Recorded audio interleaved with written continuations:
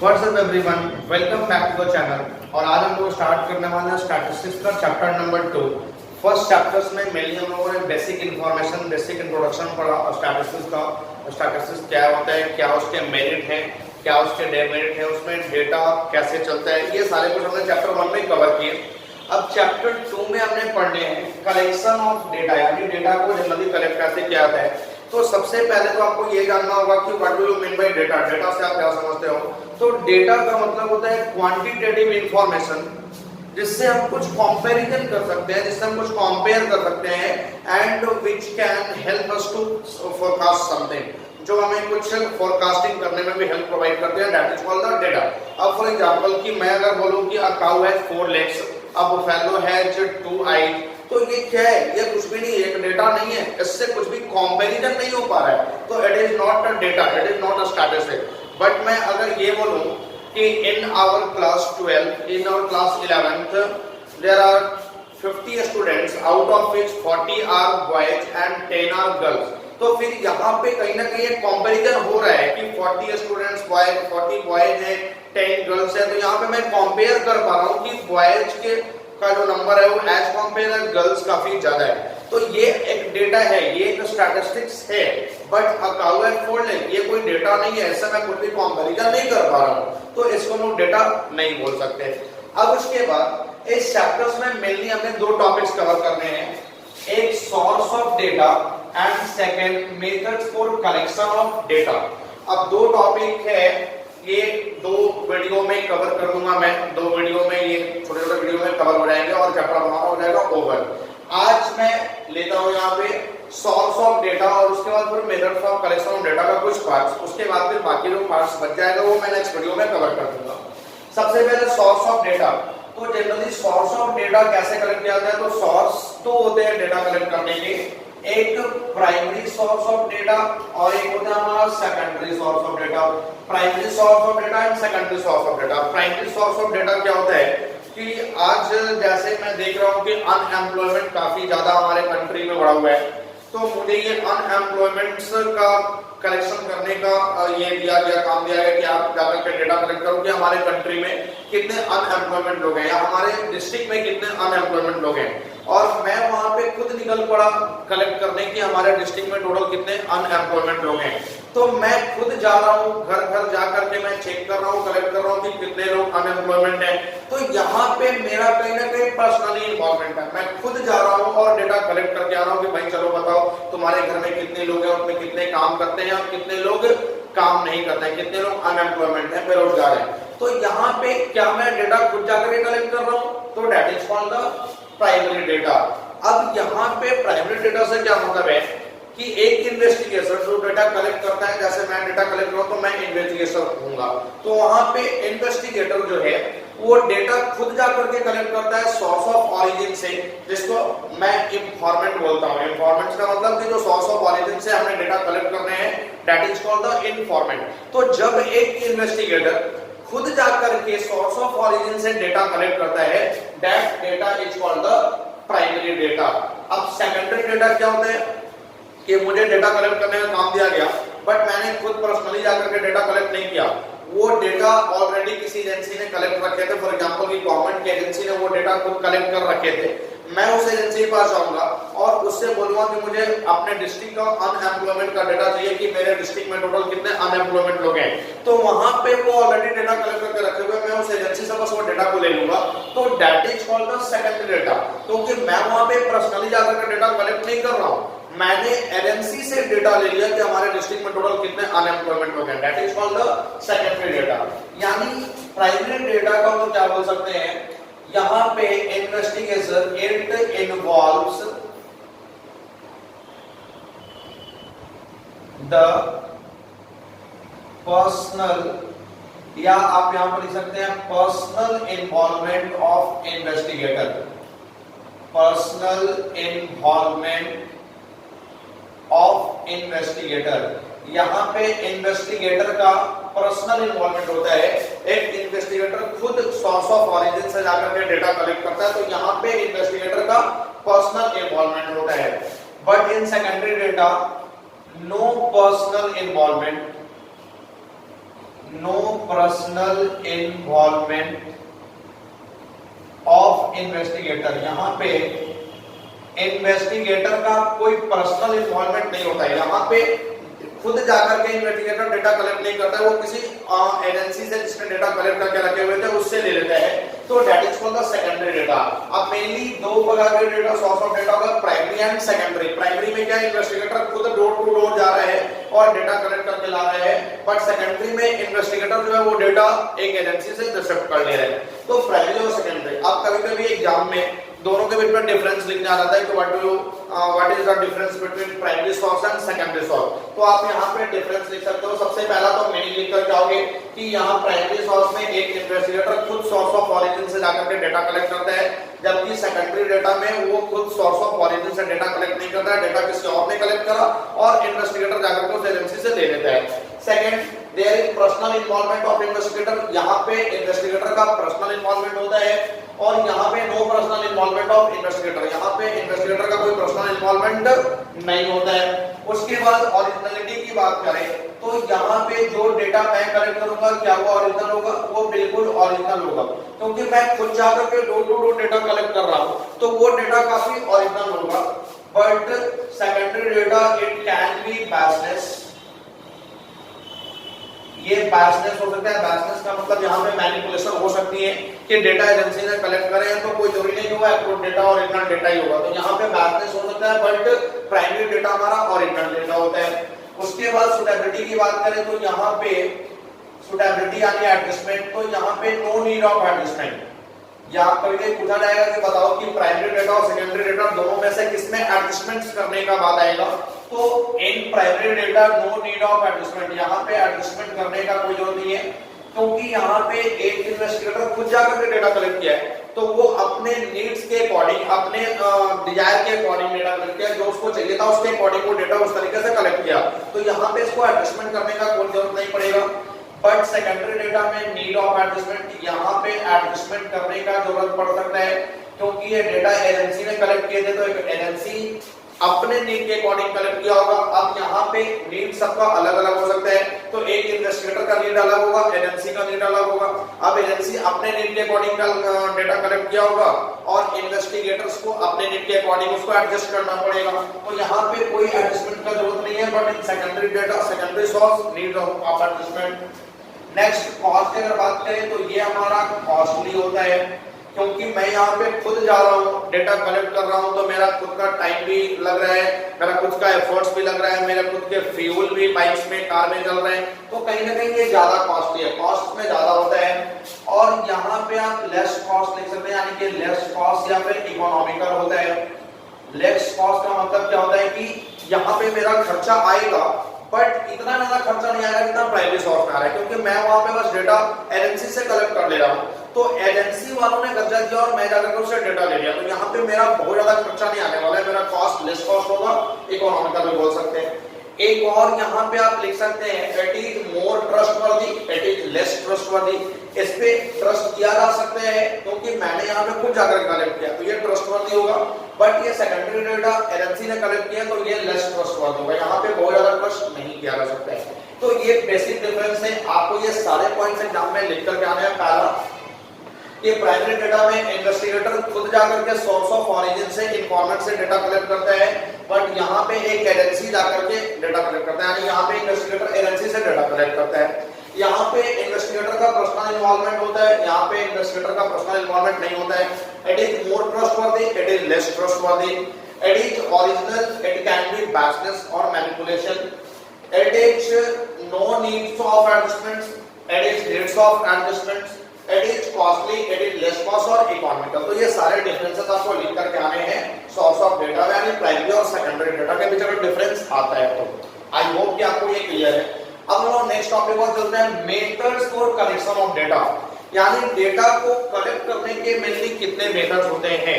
तो डेटा को कलेक्ट करने के मेनली 4 मेथड्स होते हैं, वो चारों मेथड्स मैंने यहाँ पे लिखा है, डीपीआई, आईओआई, ILS और IQS। अब ये कोई नेम नहीं है, बट मैं यहाँ पे शॉर्टकट टेक्निक्स यूज करता हूँ उसको याद रखने के लिए। डीपीआई, आईओआई, आईएनएस और आईक्यूएस। आप एग्जाम में इस तरह से लिख करके नहीं आओगे, ये बस एक शॉर्ट टेक्निक्स है डेटा के कलेक्शन का मेथड करने का यूज, मतलब मेथड्स का यूज करने का या फिर मेथड्स को याद रखने का ये टेक्निक्स है। अब डीपीआई का मतलब डायरेक्ट पर्सनल इन्वेस्टिगेशन, आईओआई का मतलब इनडायरेक्ट ओरल इन्वेस्टिगेशन, आईएनएस का मतलब इंफॉर्मेशन थ्रू लोकल सोर्सेस और आईक्यूएस का मतलब information through questioners and schedules. तो ये 4 मेथड्स होते हैं डेटा को कलेक्ट करने का। अब इसमें से 3 मेथड्स आज के वीडियो में हमने कवर करने हैं, बाकी के मेथड जो है वो मैं नेक्स्ट वीडियो में कवर करूंगा और नेक्स्ट वीडियो में बाकी के छोटे मोटे पार्ट्स जो भी बच जाएंगे वो मैं कंप्लीट कर दूंगा। सबसे पहला डायरेक्ट पर्सनल इन्वेस्टिगेशन। अब डायरेक्ट पर्सनल इन्वेस्टिगेशन क्या होता है? The data is personally collected by investigator from informant, यानी वैसा डेटा जो पर्सनली इन्वेस्टिगेटर के द्वारा इन्फॉर्मेंट से कलेक्ट किए जाते हैं, that is called the direct personal investigation. यानी ये सीधा सीधा प्राइमरी डेटा का एग्जांपल होता है जहां पे एक इन्वेस्टिगेटर खुद जाकर के सोर्स ऑफ ओरिजिन से इन्फॉर्मेंट से डेटा कलेक्ट कर रहा है। अब ये कहां सुटेबल होगा, कहां ये चलेगा? तो स्मॉलर फील्ड ऑफ इन्वेस्टिगेशन, जहां पे इन्वेस्टिगेशन का फील्ड काफी स्मॉलर होगा, यहां पे ये डायरेक्ट पर्सनल इन्वेस्टिगेशन डीपीआई चलेगा।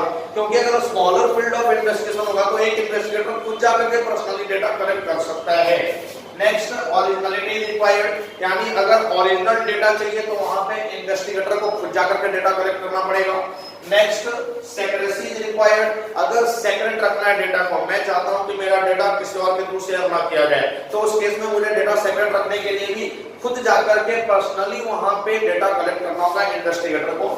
नेक्स्ट, एक्यूरेसी इज रिक्वायर्ड, अगर आप बिल्कुल एक्यूरेट डेटा चाहते हैं, यानी इन्वेस्टिगेटर को बिल्कुल एक्यूरेट डेटा चाहिए, तो इन्वेस्टिगेटर को खुद जाकर के वहां पे डेटा कलेक्ट करना पड़ेगा। तो ये 4 जगह पे आपका डीपीआई चलेगा। इन चारों केस में डीपीआई, डायरेक्ट पर्सनल इन्वेस्टिगेशन, यानी खुद इन्वेस्टिगेटर को जाकर के डेटा कलेक्ट करने होंगे सोर्स ऑफ ओरिजिन से या फिर इन्फॉर्मेंट से। अब इसके क्या मेरिट्स हैं और क्या डिमेरिट्स हैं? सबसे पहला, हाई डिग्री ऑफ ओरिजिनलिटी, यानी यहाँ पे ओरिजिनलिटी का बिल्कुल हाई डिग्री होता है, क्योंकि यहाँ पे इन्वेस्टिगेटर खुद जाकर के डेटा कलेक्ट कर रहा है, तो वो डेटा बिल्कुल ओरिजिनल होगा, उसमें कहीं भी डुप्लीकेसी का बात आएगा ही नहीं। Next, fair degree of accuracy, ये डेटा बिल्कुल एक्यूरेट होगा, क्योंकि खुद जाकर के इन्फॉर्मेंट से कलेक्ट कर रहा है इन्वेस्टिगेटर, तो वो डेटा बिल्कुल एक्यूरेट होगा। और उसके बाद रिलायबल, रिलायबल का मतलब मोर ट्रस्टवर्दी, अब एक इन्वेस्टिगेटर खुद जाकर के डेटा कलेक्ट कर रहा है तो उस पे तो वो ट्रस्ट किया जा सकता है, मोर ट्रस्टवर्दी होगा। मोर इलास्टिक मेथड, ये काफी इलास्टिक मेथड है, क्योंकि यहाँ पे डेटा खुद जाकर के इन्वेस्टिगेटर कलेक्ट कर रहा है, तो इन्वेस्टिगेटर अपने अकॉर्डिंग उसको एडजस्ट कर सकता है। नेक्स्ट, इसका डिमेरिट्स क्या क्या हैं? Large area can not be cover, हमने यहाँ पे पढ़ा था कि यहाँ पे large smaller field of investigation होता है, लार्ज एरिया को कवर नहीं किया जा सकता। क्यों? क्योंकि एक इन्वेस्टिगेटर पर्सनली कहां जाकर के डेटा कलेक्ट करेगा, तो बस वो स्मॉलर फील्ड ऑफ इन्वेस्टिगेशन में काम करता है, खुद जाकर के डेटा कलेक्ट करता है, लार्ज एरिया को कवर नहीं किया जा सकता। Next, personal biasness. Personal biasness से क्या मतलब है कि अब जब एक इन्वेस्टिगेटर खुद कलेक्ट करने जा रहा है डेटा इन्फॉर्मेंट से, तो कहीं ना कहीं इन्फॉर्मेंट्स के प्रति उसके माइंड में कुछ निगेटिविटी भी आ सकता है कि इन्फॉर्मेंट जो भी इन्फॉर्मेशन उसको प्रोवाइड कर रहा है, हो सकता है वो इन्फॉर्मेशन गलत दे रहा है, तो कहीं ना कहीं पर्सनल बायसनेस देखने को मिल जाता है, निगेटिविटी इन्वेस्टिगेशन का अपने इन्फॉर्मेंट्स के प्रति देखने को मिल जाता है। Next, costly. अब यहाँ पे देखो कॉस्ट काफी ज्यादा आएगा, क्योंकि एक इन्वेस्टिगेटर खुद पर्सनली जाकर के data door to door collect कर रहा है, तो उसका एफर्ट्स भी लग रहा है, उसका टाइम भी लग रहा है, उसका कुछ मनी भी लग रहा है, पेट्रोल वगैरह का जो भी कॉस्ट आ रहा है, तो ये डेटा काफी ये मेथड होता है डीपीआई, ये काफी कॉस्टली होता है। आई होप कि क्लियर है। नेक्स्ट हम चलते हैं सेकंड मेथड में, जो कि है आईओआई, यानी इनडायरेक्ट ओरल इन्वेस्टिगेशन। अब आईओआई का मतलब क्या होता है कि ये जनरली उस सिचुएशंस में चलता है ये मेथड जब वहां पे हम लोग इन्फॉर्मेंट्स के थ्रू डेटा कलेक्ट नहीं कर सकते हैं, यानी इन्फॉर्मेंट के साथ किसी भी तरह कोई प्रॉब्लम है, फॉर एग्जांपल कि इन्फॉर्मेंट से एक्सीडेंट हो गया है, तो मैं क्या इन्फॉर्मेंट से वहां पे पूछने जाऊंगा कि आपने एक्सीडेंट कैसे किया? नहीं, मैं वहां पे क्या करूंगा कि मैं देखूंगा कि उसके साथ और कौन था, मैं उस पर्सन से डेटा कलेक्ट करूंगा, मैं उस पर्सन से इंफॉर्मेशन ले लूंगा, that is called indirect oral investigation. क्या बोल रहे हैं? Information is obtained orally from other person। यहाँ पे एक इन्वेस्टिगेटर किसी दूसरे पर्सन से ओरली कुछ इंफॉर्मेशन ऑब्टेन करता है, that is called the IOI, यानी indirect oral investigation.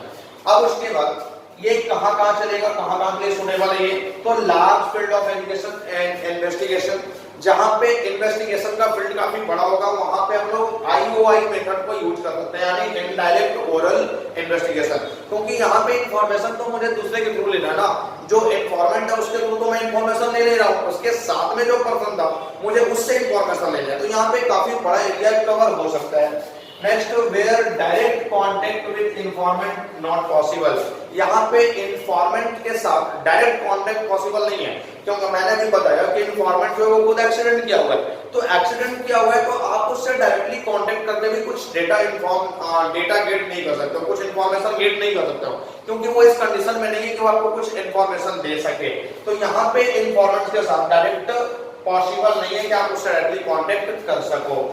Next, informant are not capable of giving information, यहाँ पे इन्फॉर्मेंट जो होते हैं वो इंफॉर्मेशन देने के लिए कैपेबल नहीं हो सकते। अब फॉर एग्जांपल कि जो हमारा इन्फॉर्मेंट था वो इलिटरेट था, वहां पे कुछ इंफॉर्मेशन दे ही नहीं सकता है, या फिर इन्फॉर्मेंट का एक्सीडेंट हो गया, वो इस कंडीशन में नहीं है कि आपको कुछ बता सके, तो यहाँ पे डायरेक्टली जो इन्फॉर्मेंट है वो इंफॉर्मेशन देने में कैपेबल नहीं होता है। अब इसके क्या क्या मेरिट्स हैं और क्या क्या डिमेरिट्स हैं। सबसे पहला, फ्री फ्रॉम पर्सनल बायसनेस, यहाँ पे पर्सनल बायसनेस बिल्कुल भी नहीं है, क्योंकि यहाँ पे इन्वेस्टिगेटर जो है वो डेटा कलेक्ट इन्फॉर्मेंट से कर ही नहीं रहा है, वो तो उसके साथ वाले पर्सन, अदर पर्सन से कलेक्ट कर रहा है, तो पर्सनल बायसनेस यहाँ पे इन्फॉर्मेंट के प्रति आएगा ही नहीं। नेक्स्ट, कवर वाइड एरिया, ये काफी बड़ा एरिया कवर करता है, क्योंकि डेटा का इन्फॉर्मेशन उसे दूसरे से लेना है।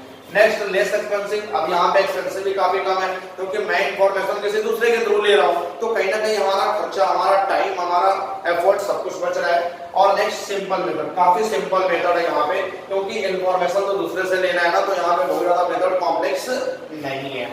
उसके बाद डिमेरिट्स क्या क्या है, लेस एक्यूरेट, सबसे पहले तो जो डेटा इंफॉर्मेशन जो मिलने वाला है दूसरे पर्सन से, हो सकता है वो एक्यूरेट नहीं है। अब फॉर एग्जांपल कि मुझे किसी पर्सन से मिस्टर एक्स के बारे में पूछना है, मिस्टर राम के बारे में पूछना है, अब जिस पर्सन से मैं ये इंफॉर्मेशन ले रहा हूँ मिस्टर राम के बारे में, उसका मिस्टर राम के साथ पर्सनली दुश्मनी था, तो कहीं ना कहीं वो मिस्टर राम के बारे में गलत इंफॉर्मेशन मुझे देगा।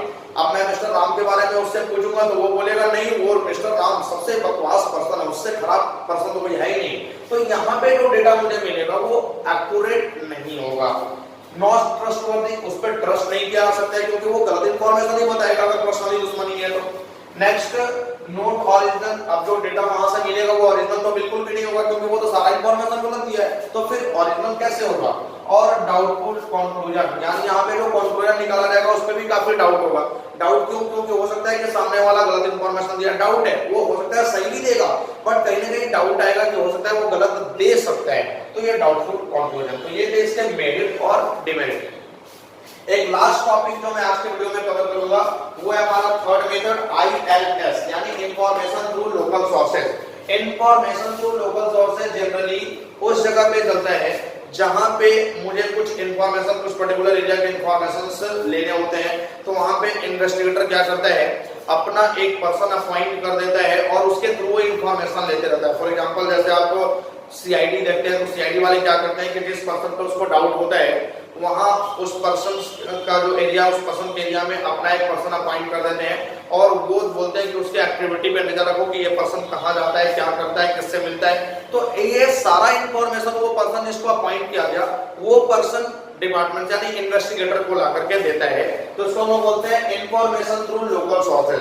जैसे आप देख लीजिए कि कोई भी केसेस होता है तो पुलिस क्या करती है, अब जिस एरिया में केसेस हुआ है उस एरिया में पुलिस जो है वो 24 आवर को वहां पे ड्यूटी नहीं दे सकती, तो वो पुलिस क्या करती है कि सिविल ड्रेस में अपना कोई पर्सन को वहां पे लगा देती है और देखती है कि इस एरिया का तुम चेक करो एक्टिविटीज क्या है, कौन क्या कर रहा है, तो वो इन्फॉर्मेशन ला करके देता है डिपार्टमेंट को और वो इन्फॉर्मेशन के बेस पे वो आगे का कार्रवाई करती है। तो जनरली इसको हम लोग बोलते हैं इन्फॉर्मेशन थ्रू लोकल सोर्सेज। क्या बोल रहा है, इन्वेस्टिगेटर अपॉइंटेड लोकल पर्सन, ये लोकल पर्सन को अपॉइंट कर देता है and collect information from them, और उससे वो इंफॉर्मेशन कलेक्ट करते रहता है।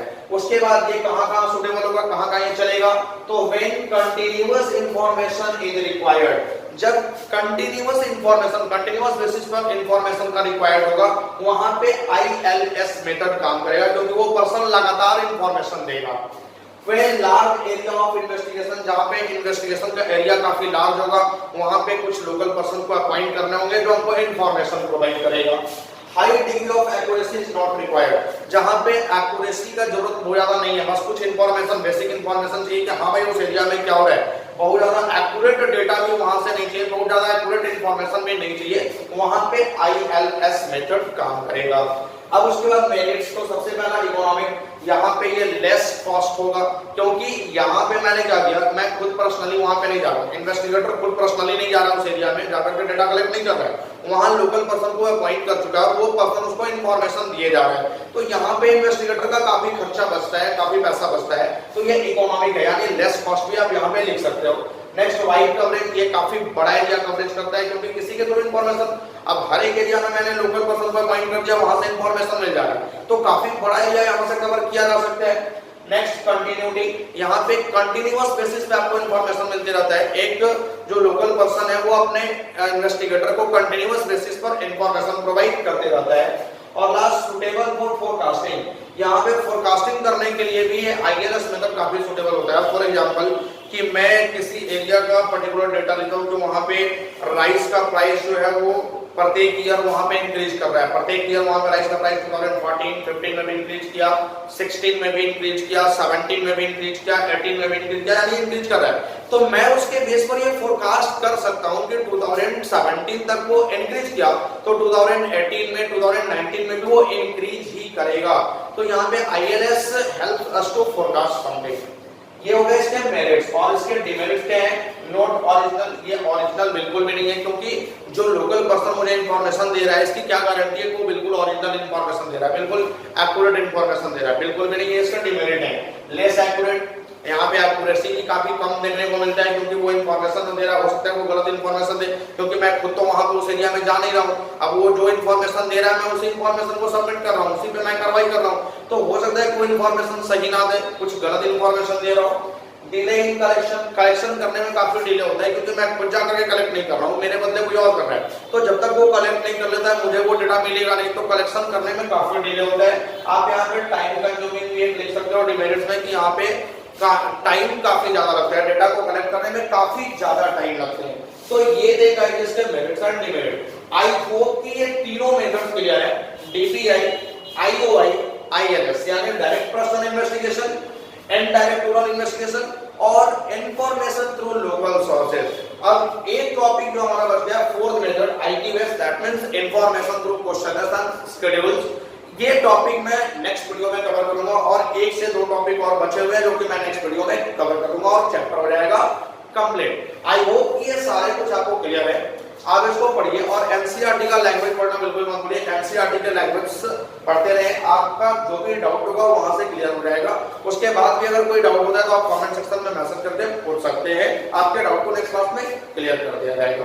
तो आई होप कि आपको अच्छे से क्लियर है, स्टैटिस्टिक्स अच्छे से समझ में आ रहे हैं, तो आप स्टैटिस्टिक्स को पढ़ते रहिए, इंटरेस्ट लेकर के पढ़िए, और अपना रिस्पॉन्सिबिलिटी बिल्कुल भी मत भूलिए। वीडियो को लाइक कीजिए, शेयर कीजिए, ज्यादा से ज्यादा लोगों तक वीडियो को पहुंचाइए, ताकि सारे लोगों को स्टैटिस्टिक्स और इकोनॉमिक्स का नॉलेज मिलता रहे। Thank you.